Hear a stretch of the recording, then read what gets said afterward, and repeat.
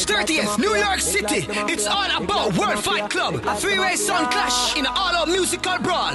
Repping from the Bronx, Platinum Kids versus New Jersey Bad Sound. King Shine versus Brooklyn's own Cosmic. Venue, Linden Hall, 2228 Linden Boulevard, Brooklyn. Brought to you by King Addies Family. Coverage by television sponsor the release. Tickets on Eventbrite. So now got dead.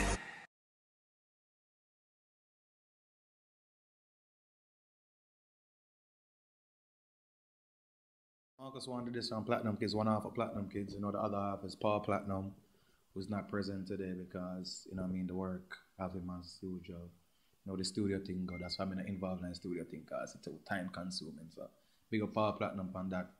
You know what I mean, as I said, Platinum Kids, sound system out the Bronx, started officially in the year 2000. You know what I mean, everybody know the story, juggling sound, you know, party vibes for the girls, and all of that, you know what I mean, just recently started the dabbling the 1 and 2 clash and things, so that's what brings us here today.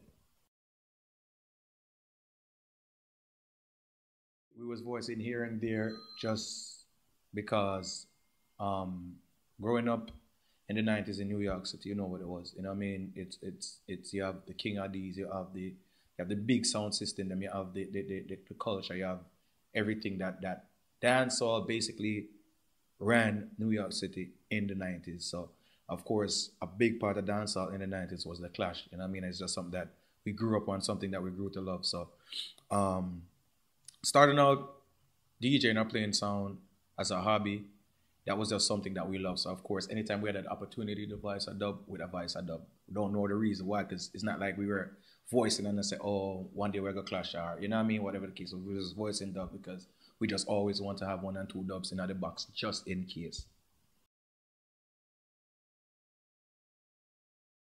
Yeah, the first official clash we took on was US Rumble. Before that, right before US Rumble, which is what kind of got us the recognition for US Rumble, we played, it wasn't supposed to be a clash, it was called Who Can Bust the Dance in Connecticut. It was basically a competition, but not a serious clash, you can call it, you know what I mean? And we went there, and you know, we did fairly well. And that's when we got the call from Chin, like, oh, you know, I have this idea, I want to put a juggling sound into US Rumble and stir it up a bit, and you know what I mean, you guys look like you can handle it. So, not gonna sit here and say it wasn't intimidating. It was intimidating knowing that music-wise, these guys are miles ahead as far as, you know what I mean, the dub box and things. So of course that part of it was intimidating, but I think we had the confidence in knowing what we could do on stage. You know what I mean? We know the energy we can bring, we know the vibes we can bring. So that kind of made up for lacking in the actual having these big songs that I know that these guys have, or having the million song women know them have. I think the whole promotion of the dance was putting Jimmy Spliff King Shine as the crowd favorite. You know what I mean? So of course, if you're going in now as a contender and you know that he's the runner from last year and he's the crowd favorite and whatever it was, of course that's who you're gonna be going and saying in your mind mentally, you're saying, you know, if I do make it through this dance, it's probably gonna come down to me and him, because that's who everybody's saying is the crowd favorite. So you know what I mean? You're going there with a preparation for him. You don't want to be overconfident or anything, but I feel like we have what it takes to go up against Cosmic or King Shine or whatever, you know what I mean, any other sound system that's involved, you know what I mean? So I don't really think that whichever team that they're going to send is going to make much of a difference or whatever the case is. So it is what it is. New team, old team, dead team.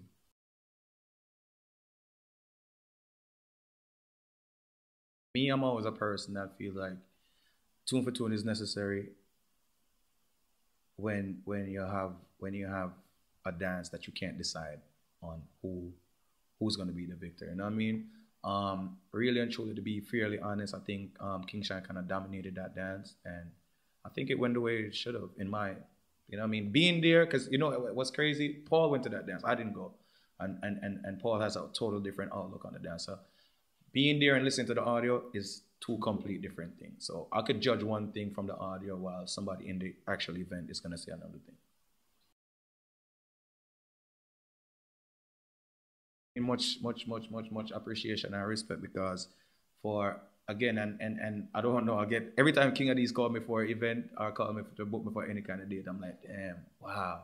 Like, you know what I mean? As I said, King Addies is a sound where growing up, I remember in high school when King Addies have a clash, like we fight Monday morning if you get that cassette there, that CD there, whatever the case was.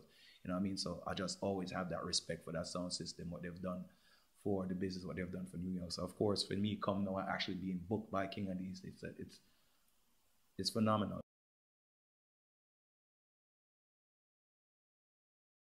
That's good, because you know what, in the US Rumble they had me at you know what, King Shine, one of them couple weeks before the dance, King Shine said that, you know, we're gonna be the first sound to be eliminated, and it's crazy that we came out and won. So of them having me as the underdog, and which I mean again, I'm not take nothing from them. Again, if you're going to measure up dub box to dub box, of course I'm the underdog. But I think talent to talent, none of them can talk to me.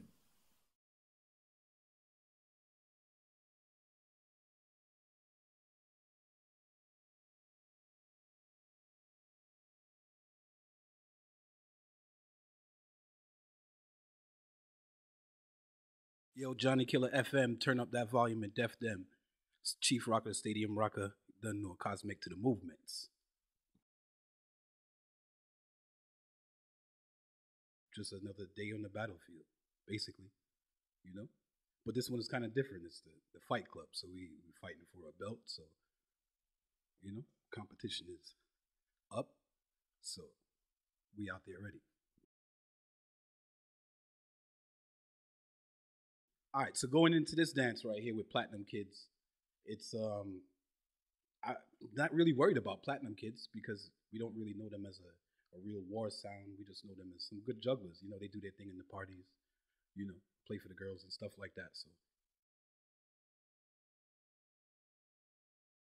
I'm behind the sound now. So, you know, music is played differently. It's gonna be brought across to the public differently. You know what I'm saying? Presented differently, totally differently.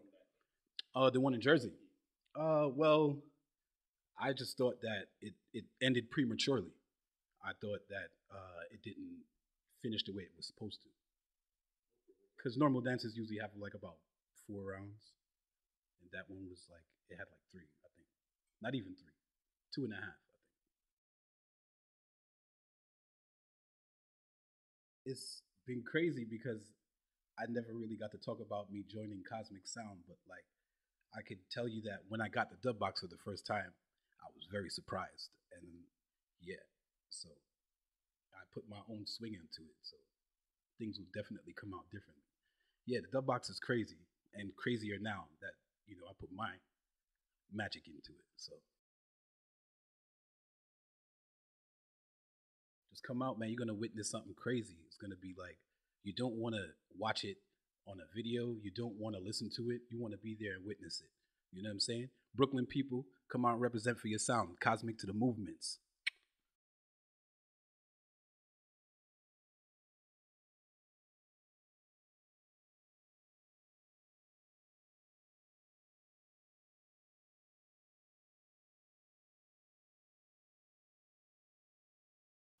Jimmy Spliff, they are King Shine, they don't know.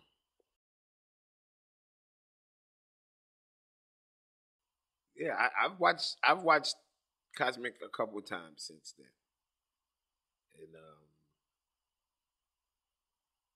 yeah, yeah, it's not the same Cosmic, you know. To me, it's not the same Cosmic, but I don't expect it to be because it's not the same you understand what I'm saying? So it's not the same Cosmic that it was then. Now, is that a good or a bad thing? I don't know. I've seen a couple shaky performances. I've seen a decent performance. I think it was it Stumpy? That was the one performance when I was like, okay, I could kind of see the vision. Like that was the dance where I could see the vision. Like if you would have went and seen Cosmic at the other performances and only seen those, you would probably think, no, this is a failure. But if you'd have seen the Stumpy one, you'd have been like, okay, I could kind of see the vision. But you know, it's gonna take them. It's gonna take them a while. I mean, I feel bad for them. This next week ain't the week. I mean, it's gonna take them a little longer. I don't really see next week being the week. I mean, it might be. It could be.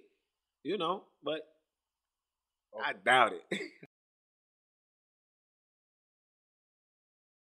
Hold on, wait. Let me give it up for Marcus. Give it up. Everybody give it up. Because these soundmen are great. They're so great at trying to build this narrative or make themselves, you know, oh, I'm the little guy. I'm just a little guy. Come on, let me at him. Let me at him. Like, good job. I mean, that's what they try to put out. I don't know where would they get that. I even seen him in the promo. I seen a little clip when he was like, oh, the week before, he was like, yo, Jimmy was like, yo, Platinum Kid's going to drop out first. A week before, I was in like Germany, bro, or like Switzerland or something. That was the one thing that I regret about the U.S. Rumble, that I wasn't able to do the build-up like the other one, because I had went to Europe for the first time. Like, so I'm like, I don't know if somebody told him I said that, or if he was like on some Michael Jordan, like, you know how Jordan would just make up stuff in his head and psych himself into. I'm like, because when I do interviews about that, when it's multiple sound, the first thing, who gonna drop out first? My answer is always the same. I don't know. It ain't gonna be me, because I don't know who's gonna drop out first. You have no idea. I've seen Laptop make people drop out first. I've seen one bad song mix. I don't know who was gonna jump out first. But I mean, if that's what he told himself. But me personally, I think that's what he does to get himself. I'm the underdog. I'm the underdog. I'm the underdog. Maybe he like being underdogs. I don't know. But something about being an underdog, he gets off on. Because I don't know. He said he the underdog, right? I'm the underdog. I'm the underdog. I'm listening. I'm like, okay, well, he must, if he that much of an underdog, he must think I'm nice. I must be the man. And then at the end, but none of them ain't talented like me. Underdog. This whole game is about talent. That's what he said, his mouth. So if you're the most talented, you're not the underdog. You got to make up your mind. You can't play both sides of the fence. If you, in his same interview, oh, the game ain't about how much tune you got. A $100 tune could kill a $1,000 tune. True. Oh, the game is about talent. True. I have the most talent. That's arguable. But I'm the underdog.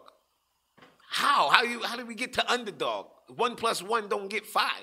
But that's what he got 5 out of his 1 + 1. But I guess that's what these dudes got to do to psych themselves up.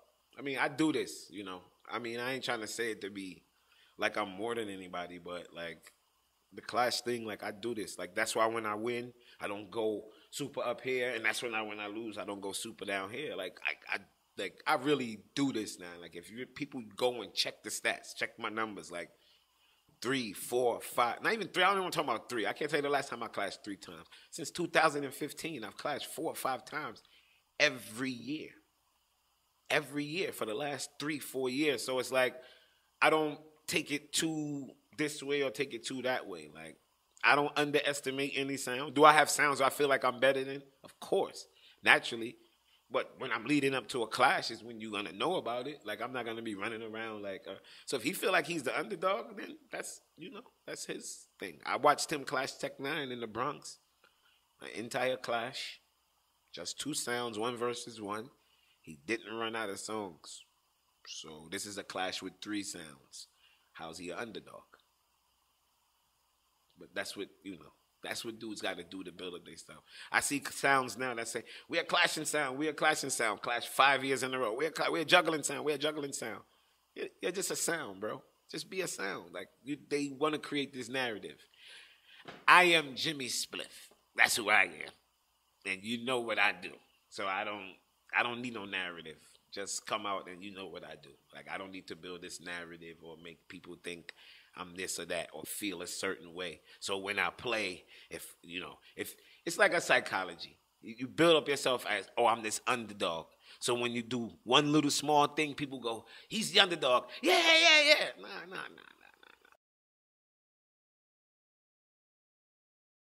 This whole entire, it all changes. It's not even the same type of clash. Like, you gotta remember, this is a 3-way clash now.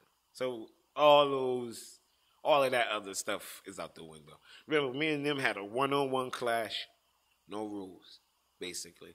Only rules was just the rounds, and every round is gonna be voted. Not every round was gonna be voted with really she didn't really tell us to what conclusion. You feel what I'm saying? But we just knew every round was gonna be voted. Like, so it's different. Like I'm in the, like, it depends on what I draw. It depends on how the night going. Like a 3-way clash, sometimes you go in the 3-way clash and one sound is just flopping so bad that you just pick on him. And you already know, like, you and the other sound just look at each other like, yeah, we're going to kick him like a ball. And then, you know, it's not even spoken. You know, so sometimes that's how it go down. But the best 3-way clashes is when all 3 sounds is whopping up the place. That can be some of the funnest type of clash you could be in. The other day when I was sitting and I was meds in the clash and I was like, yo, if this is one of them clashes with all 3, like if I play first on me, Gusso, and then the next song, Gusso, and then the next song, Gusso, it's like this could be one of them fire dances. And like that's what I rather, that's what I prefer. I prefer a dance where it's like, because I always say, I have this motto, I always tell selectors every time I go somewhere, people like, they ask me, I always tell them, yo, you can't win a clash in the first round. It's never going to happen. It's never going to happen. So how about trying to figure out what's going to make people enjoy themselves? And then when it's time to win the dance, you worry about winning the dance. Because sometimes people come into the clash and they're thinking, oh, I'm about to try to win from now. I'm going to get rid of this. And I don't mind if somebody get rid of a tune. I don't have no problem with it. But, yo, get rid of this and play it for 2 seconds. It's like you're setting a boring and a pace to where the people are like, that's their mindset. You can get rid of the tune, but get rid of everything. That's style. Yeah, scream over it. Let's same way. Like, it's a vibe. So if the dance have a proper vibe, I think this dance has a potential to be like very wicked. Very wicked. Like, because, I mean, you already know what I bring, you know, to a clash. I bring that every dance. So, you know, Cosmic last clash that I saw them in Jersey, you know, it was shaky, you know, but I hope they, you know, I hope they play better than that. I don't want them to play like that. Else the dance to be boring. Nobody likes boring dances. I like to play on clashes where I can go on the SoundCloud and look and the audio got 5,000 plays after a few months. I know, okay, yeah, this link got 5,000. That link got 5,000. That link got 5,000. That's when you know, okay, that's a good audio. March 30th come out. Like, I already got a belt. You know, I'm the people's champ. I've been, like, cut it out. I already got a belt. My belt printed in that belt. But I'll take that belt, you know what I mean? Because I remember back in the day seeing, like, Marvin and Hagler with, like, 9 belts. So I'll take that belt. But, like, I'm not going to wear that. That belt will go on my shoulder. My belt goes on my waist because I'm the people's champ. They crowned me already, man. I'm the people's champ. Yeah. I'm not the king no more. My sound name is King Shine, but I'm Jimmy Spliff. I'm the ace in the deck, man. I'm not the king. I don't fight for kingship. I'm the ace. March 30th, man. That's all I can say.